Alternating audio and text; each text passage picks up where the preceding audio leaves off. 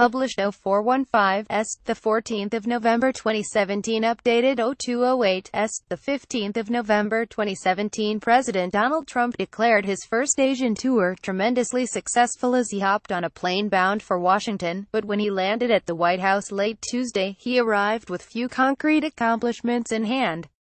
Trump said he'll have more to say about the trip's achievements in a major statement at the White House this week.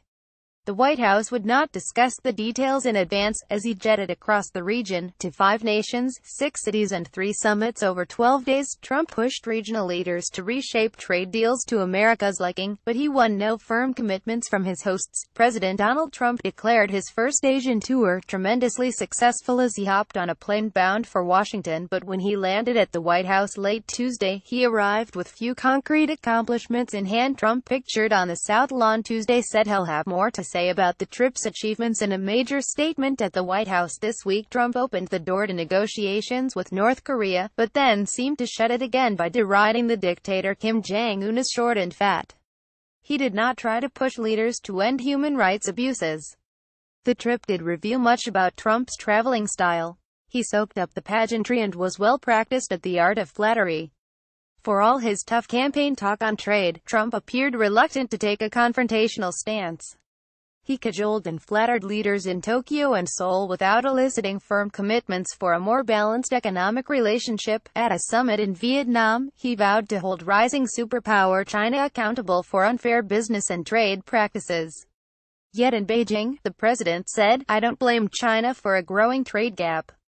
In the White House view, Trump accomplished what he set out to do: strengthen relationships with world leaders and lay the groundwork for more equitable trading deals. The president appeared exhausted as he walked across the South Lawn Tuesday night. Trump gave a thumbs up as he walked toward the White House following his 11-day trip to Asia. "I think the fruits of our labor are going to be incredible, whether it's the security of our nations, whether it's security of the world, or whether it's trade," Trump said before leaving the Philippines on Tuesday bound for home.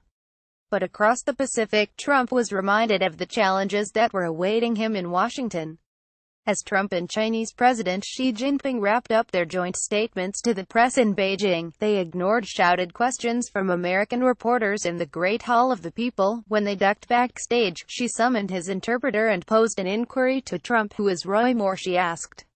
That moment, described by 2 White House officials who weren't authorized to speak publicly about private conversations, underscores Trump's domestic challenges. He must grapple with the uncertain fate of his tax cut plan, face the threat of a government shutdown, and decide whether to cut ties with Moore, the Republican candidate in Alabama's special Senate race, who is accused of bully assaulting underage girls decades ago. Trump Center gives a statement before leaving for the airport at the East Asia Summit at the Philippine International Convention Center on Tuesday. For most of the trip, Trump was able to leave domestic affairs behind, though he did reignite the Russia firestorm by revealing that President Vladimir Putin insisted to him in Vietnam that Moscow didn't the 2016 election.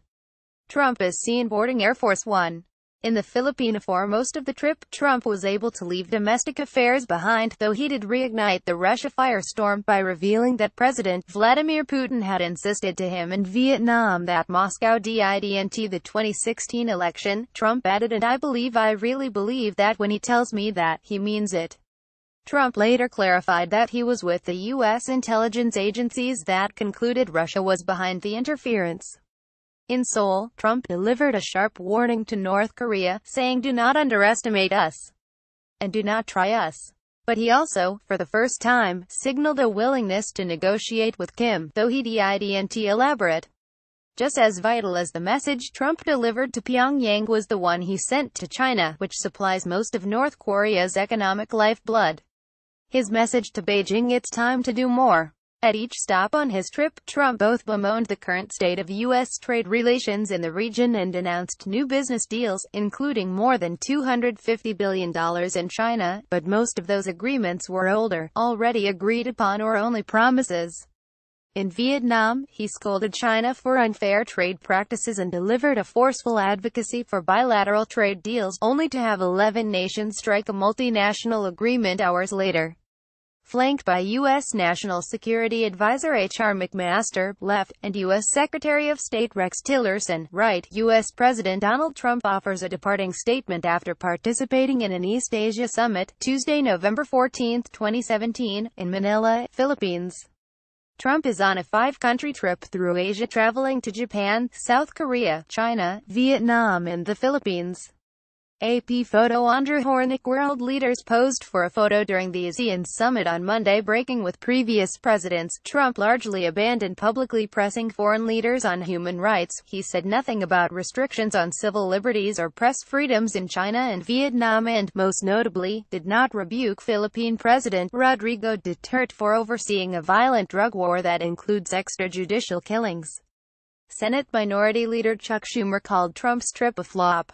He seemed far more interested in pomp and circumstance, red carpets, fancy meals, and the flattery of foreign leaders than advancing American interests in a region that is increasingly looking to China for leadership, said Schumer, DNY, and after the president's performance, those countries are going to turn more to China.